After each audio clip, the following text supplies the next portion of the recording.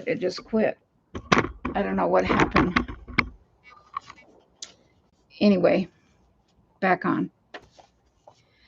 I'm not going to go on too long. It was the most uncomfortable journey. One was filled with fear, sorrow, and joy. I met people I'd never would have in my previous life and experienced things I would not have believed possible. Some were horrific, demeaning, and inhumane. Some were wonderful. Gina was part of the wonderful. I'd been in the yard only a few days when a tall, lovely young woman joined me after dinner and asked if I'd like to go to church with her. I jumped at her offer like a drowning woman grabs a life preserver. It was the beginning of a brief and beautiful friendship that defined my prison experience. Gina was 25, less than half my age, but for some reason she decided she wanted to spend time with me, despite the age difference. We walked the track together, sharing our life stories, but of course you can tell she was not in lockdown like Jodi Ariass is. Jodi Ariass is in a cage.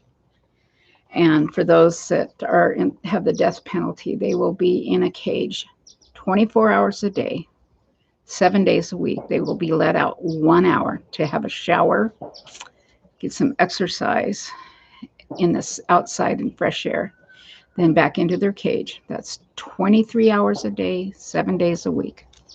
That is what death row. But people say, well, that's terrible. Lori and Chad shouldn't go to death and have the death penalty. But you know what? Charles doesn't get to come out of his box. Tylee and JJ, they don't get to come out of their grave. Joseph Ryan, he doesn't get to come out either. And neither do all the others that they killed. Who knows how many other people they killed. They knew what they were doing, and they thumbed their nose at authorities. And they did it for money and lust. So when you use something like that, kill your own children, kill your wife. Oh, Tammy, yeah, Chad's wife, Tammy, she doesn't get to enjoy life outside of her box, her casket. So why should Chad be in general prison? You know, in general population, they get to enjoy life. They get to form friendships. They have lovers. It's gay while they stay. And if they're there for life, they form lovers. Men, I don't care how straight they are. They do. That's just prison life. And if you're there for life, you become adjusted. You have your own friends. You have a family there. You get to talk to your family on the phone. You get to communicate. So some people in prison aren't having as hard time as many think that it is. But still, I couldn't be locked up. That would drive me crazy. She said they walked tracked, sharing their life stories. As we walked the monotonous circles, I learned that she was from a nice, normal, middle-class family, but had become quite rebellious starting at 14. She began sneaking out of her bedroom window at night, and one thing led to another. She got pregnant, and her life changed forever. Like so many other women before her, she picked the wrong men, was introduced to drugs, and ended up in prison. It was obvious that Gina was very smart. Despite her pregnancy, she managed to finish high school and work while raising 2 children. Yes, she had another. She was articulate and insatiably curious. At the time, I had a very difficult roommate. She was a tiny thing, actually in prison for robbing banks in a clown suit. Oh, my babies are looking out. She had what prison calls anger issues.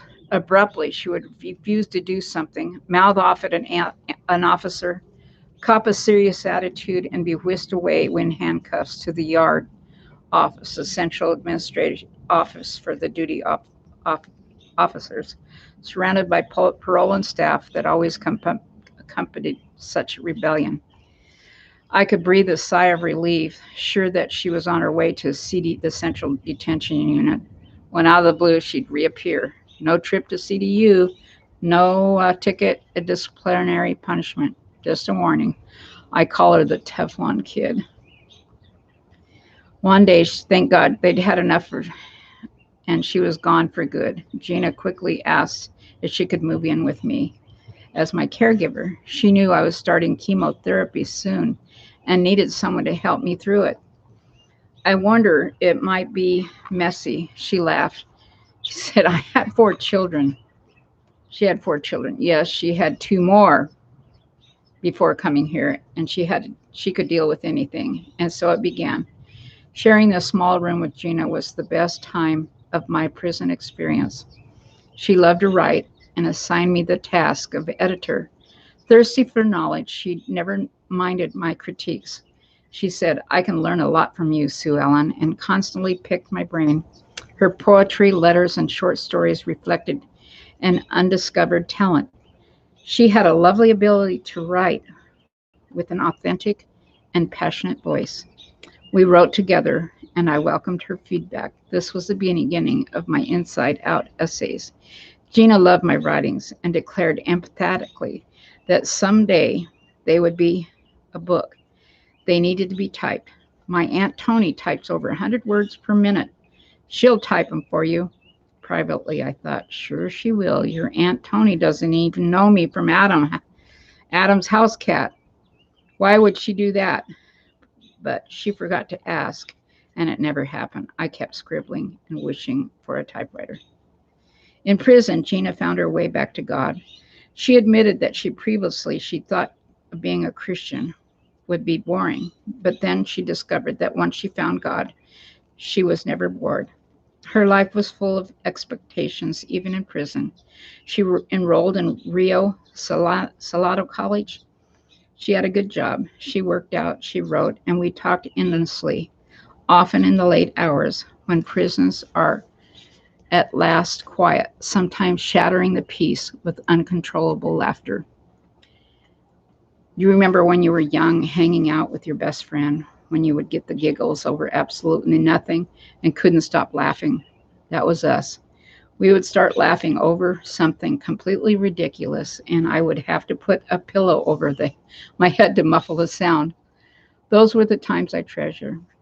Gina's mother was close to my age, and Gina admitted they had a difficult relationship. Anyway, that's the end of today. God bless you. Thank you.